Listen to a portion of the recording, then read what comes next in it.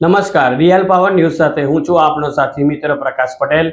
સૌથી પહેલા નજર કરીશું આજના મહત્વના મુખ્ય સમાચાર ઉપર। વડોદરામાં નટુભાઈ સર્કલ પાસે ચાલુ કારમાં આગનો બનાવ।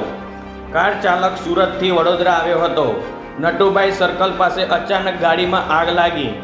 સ્થાનિકોએ ફાયર સેફ્ટી એક્સટિંગ્યુશરની મદદથી આગ પર કાબૂ મેળવ્યો। ગૌરવ પટેલનો report, real power news, Vadodara.